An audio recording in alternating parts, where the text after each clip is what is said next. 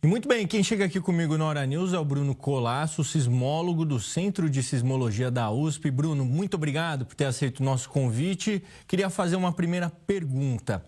O que leva, justamente à criação de um tremor tão intenso como esse? Porque a gente sabe que em várias regiões do planeta tem essas placas tectônicas, mas a gente não vê tremores tão intensos como esse. Por que nesse caso foi assim? Bom dia. Bom dia, Pedro. Um prazer estar aqui. Em todo o Oceano Pacífico, a gente tem os contatos de placas que a gente chama contatos destrutivos e as chamadas zonas de subducção, que é o termo técnico. Mas o que é isso? É quando uma placa entra por debaixo da outra. Só que isso não é super instantâneo, não é um choque. Quando a gente fala choque de placas, não é a placa que está se movimentando e bateu como um carro, né? Quando fala choque de placas. Na verdade, elas estão se esfregando, mais ou menos assim, ao longo dos milhares de anos.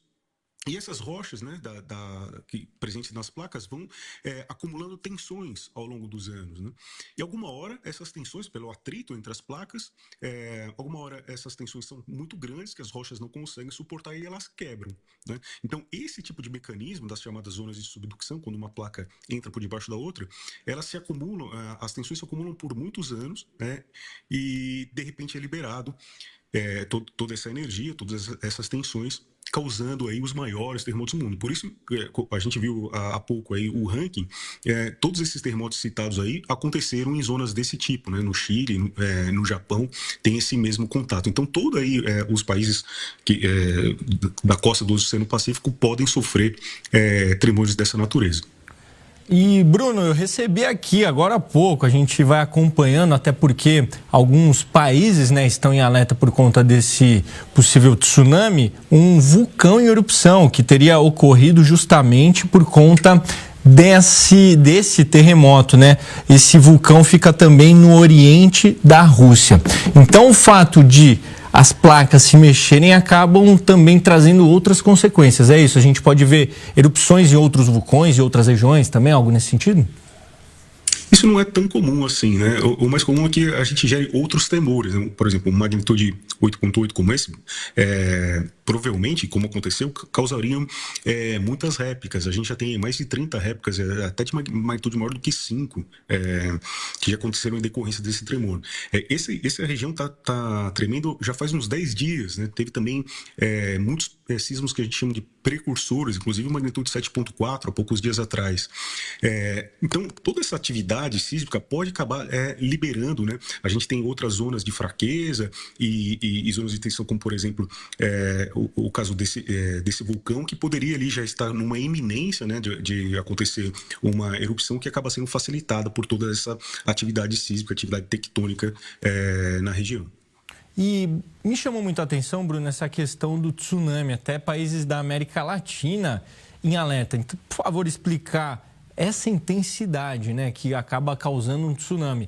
E uma segunda pergunta nessa: tem mais algum tipo de tsunami ou eles estão ligados justamente com terremotos? Existem principalmente dois tipos, Esse do terremoto, quando há um movimento vertical da coluna d'água, como mostrou na animação ali que a gente viu há pouco também. Então, precisa de um terremoto, magnitude a partir de 6,5 já teria força suficiente para causar uma falha desse tipo e levantar a coluna d'água nessa intensidade, que vai acabar gerando as ondas de tsunami. Um outro jeito de tsunami também é numa erupção vulcânica. Geralmente pode acontecer também o desplacamento de uma parte da caldeira ali do vulcão, e esse imenso bloco de rocha cai na água e acaba gerando como se fosse uma pedra que a gente joga num lago, o mesmo mecanismo, Um grande, imenso bloco de rocha se cola ali da caldeira do vulcão, isso cai na água, gerando as ondas. É um outro jeito de causar tsunami também. E essas ondas, elas podem atravessar o oceano inteiro Pacífico e acabar chegando na costa, aqui no Peru, no Chile, enfim, na América Latina. Muito provavelmente não vai ter uma intensidade tão grande como ali a região mais perto do epicentro, mas essas ondas sim vão atravessar o oceano todo. E, Bruno, essa questão de tsunami e também de terremoto pode acontecer aqui no Brasil, por exemplo? O Brasil tem terremotos todas as semanas, tá? É um outro mecanismo, não é o caso dessas bordas destrutivas, mas a gente tem terremotos todas as semanas de magnitude 2 a 3. A gente está falando de uma magnitude 8,8 hoje, né? Então está muito diferente da nossa realidade. E como eu disse sobre os tsunamis, a gente precisa de uma magnitude a partir de 6,5 e que desloque verticalmente uma coluna d'água. Esse tipo de mecanismo específico para tsunami não acontece no Oceano Atlântico, né, onde a gente tem um oceano que banha a nossa costa. Então, as chances de um tsunami no Brasil são muitíssimo remotas. Boa notícia, né, pra gente. E uma coisa que me chamou a atenção aqui enquanto você estava falando, as mudanças climáticas têm relação com esses tremores? Olha, já tiveram muitos estudos tentando relacionar as mudanças climáticas com os tremores, mas qualquer fenômeno atmosférico até hoje não foi conseguido provar essa relação, né? Até fenômenos como El Niño, Laninha, coisas dessa natureza já tentaram fazer uma relação com a ocorrência de sismos, mas esses esforços tectônicos não são influenciados pelos fenômenos meteorológicos. Na verdade, é algo natural, né, Bruno?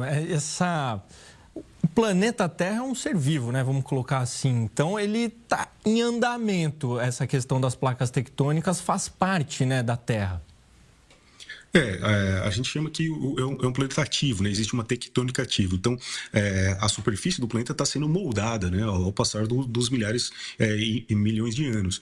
Então, é um planeta que está em constante... há uma constante dinâmica, em constante evolução, né?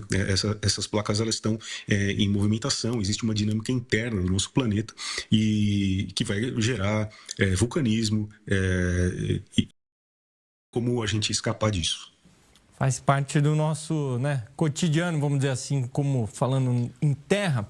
Mas, assim, por conta desse terremoto que houve, pode ter outros terremotos mais intensos, né? Você comentou que teve a replicação, né, que ele vai difundindo, mas pode ser que tenha um terremoto mais intenso como esse, por exemplo, na mesma região? Não é o comum, tá? O comum é que as réplicas sejam de magnitudes menores, né? Mas... pode acontecer, tá? A gente não pode falar que é impossível acontecer. Não é o comum, não é o esperado, mas isso pode continuar tremendo aí ao longo de semanas, tá? Já faz 10 dias que tá tremendo nessa região, isso pode continuar acontecendo aí por semanas e, de repente, até meses, tá? É muito difícil, muitos cientistas acreditam que sempre vai ser impossível até prever os terremotos. Como a gente estava dizendo sobre essa dinâmica interna do planeta, são forças que a gente não consegue medir, né? A gente não tem tecnologia para ter o controle sobre essas forças e medir de algum jeito, né? Saber quando um terremoto vai acontecer. Então, é impossível prever se vai acontecer um terremoto maior ou não. É mais comum que não aconteça, né?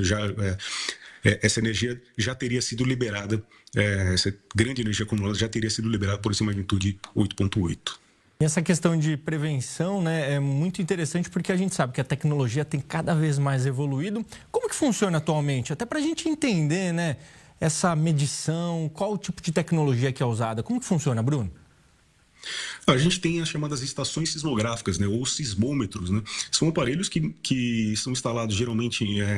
O Brasil, inclusive, tem uma rede sismográfica, são estações desse tipo espalhadas pelo Brasil inteiro, tem mais de 120 estações, né?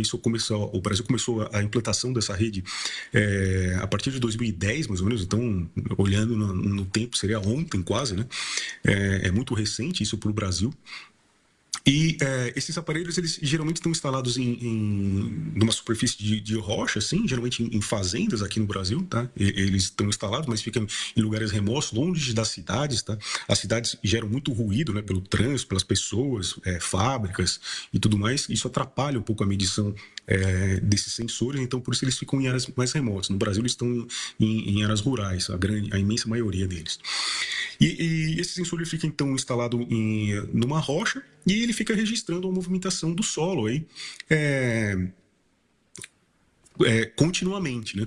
Então, a Terra tem um ruído que a gente chama de ruído ambiente, né? Que é gerado principalmente pelas interação com as marés e as rochas da costa